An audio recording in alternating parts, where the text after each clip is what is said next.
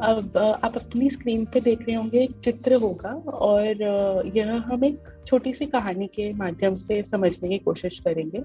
तो आप अज्यूम करें कि आप एक रेगिस्तान में हैं और आपको दूर से आपकी तरफ कुछ आता हुआ नजर आता है जैसे आप इस चित्र में देख रहे हैं।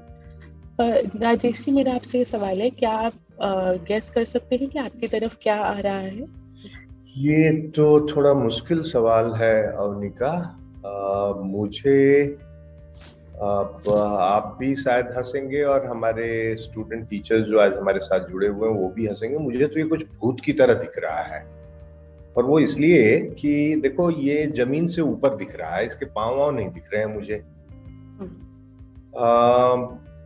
या क्या पता पानी के अंदर कोई आदमी खड़ा है, क्योंकि जमीन थोड़ी दूर तक दिख रही है, उसके बाद पानी जैसा कुछ दिख रहा है। अब वो पानी है आसमान है ये भी बहुत क्लियर नहीं है मुझे।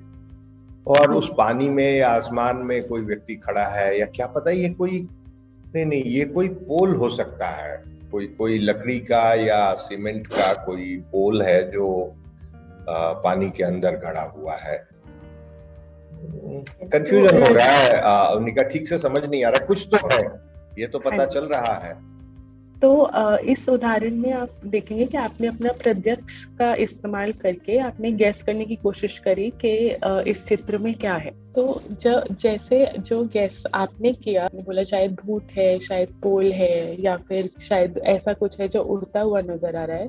तो यह एक्चुअली प्रत्यक्ष प्रमाण का पहला प्रकार बनता है, जिसे हम निर्विकल्पक प्रत्यक्ष प्रमाण बोलते हैं, जिसका कोई विकल्प नहीं होता। कोई हम देख तो पा रहे हैं, हमारा प्रत्यक्ष है कि हाँ वहां से हमारी तरफ कुछ आ रहा है, पर हम उसका कुछ आकार, कोई रंग, कि वह क्या है, इंसान है, जानवर है, या भूत है, या कोई पोल है, यह नहीं बता पा रहे। उसका कोई भी निश्चित रूप से, हम पूर्ण रूप से वह क्या है इसका हम गेस नहीं कर पा रहे हैं।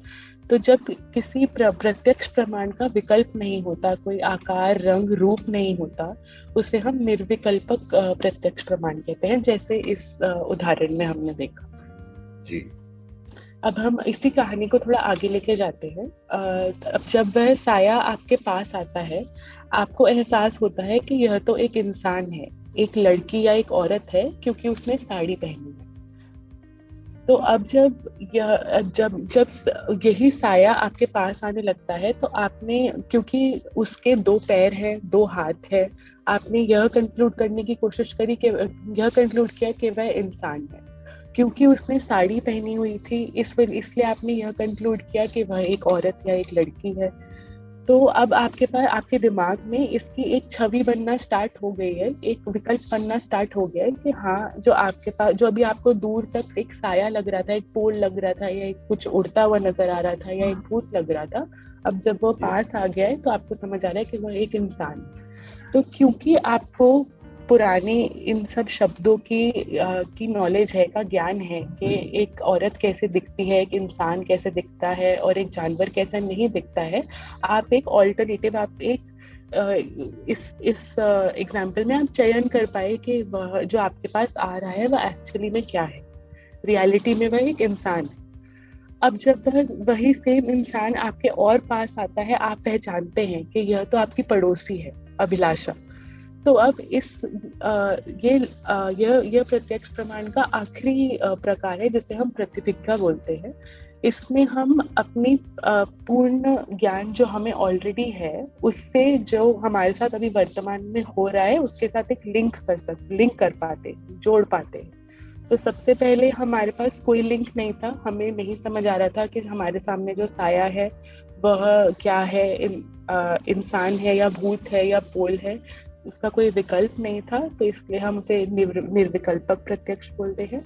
जब वह हमारे थोड़ा पास आया, हम चयन कर पाए कि हाँ वह यह है पर यह नहीं है, एक औरत है पर एक आदमी नहीं है। जब हम एक चूज कर पाए, एक ऑप्शन को चूज कर पाए निश्चिंत रूप से कि हाँ यह है, तो उसे सविकल्पक प्रत्यक्ष कहा जाता है। और जब हम उसी सविकल्पक प्रत्यक्ष को अपने पूर्ण ज्ञान से जोड़ लेते हैं, पूर्ण लिंक कर पाते हैं, पूर्ण ज्ञान से लिंक कर पाते हैं, तो वह हमारी प्रतिभिज्ञा बन जाती है। तो यह 3 प्रत्यक्ष प्रमाण के 3 प्रकार हैं।